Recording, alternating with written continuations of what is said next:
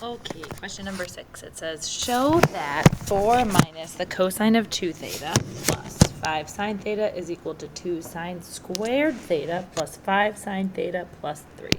Okay, so in the original that I'm trying to rewrite, this is a show problem, I have a cosine of 2 theta. And then somewhere this guy magically crops up. So I think I'm going to take the cosine double angle formula that turns cosine of 2 theta into sine squareds, and I'm going to do that in order to kind of rewrite this guy. So for A, I have 4 minus, and then instead of the cosine of 2 theta, I'm going to use from my formula booklet the double angle rewrite that turns cosine of 2 theta into sine squared theta. And I still have this. And I'm trying to rewrite it so that way we end up getting it like the right-hand side of the equal sign.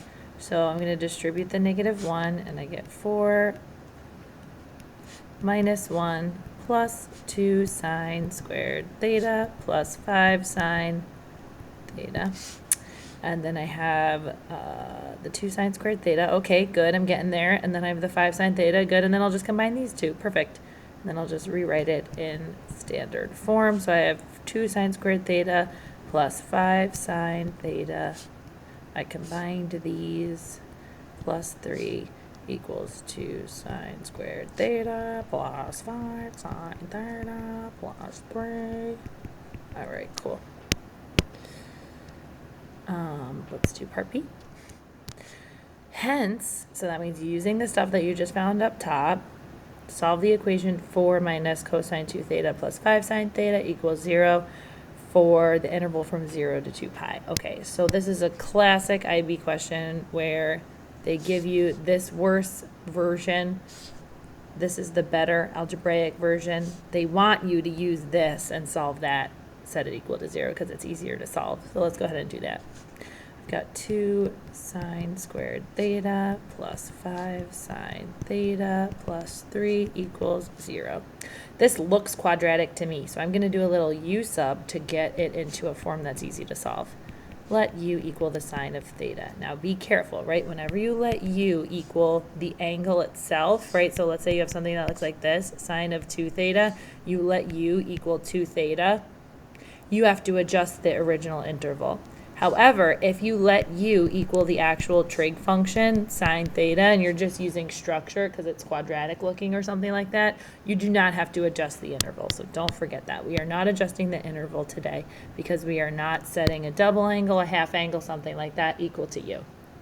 So I have, everywhere I see a sine, I'm going to put a u. So I've got 2 sine. Oop, hello, just said what I was going to do, didn't do it. 2u squared plus 5u plus 3 equals 0. So now I'm looking for the factors of 6 that add up to 5, and that's going to help me split my b term. So I'm going to continue this work up here. Okay, so I've got 2u squared, and then the factors of 6 that add up to 5 are going to be 2 and 3. So I've got plus 2u plus 3u plus 3 equals 0. And now I'm going to factor out the GCF, u plus 1. Come on. These match, so this becomes one factor. This becomes the other factor. Okay. So now I'm going to set these equal to 0. And then now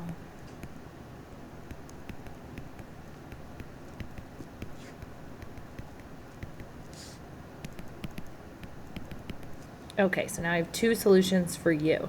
I'm going to go ahead and resubstitute to find out what theta actually is, because that is what the problem is asking me to solve for. And I will see that -3/2 is out of range for sine, so I'm going to reject that guy. Whenever it's greater than the absolute value of 1, you are going to reject that guy.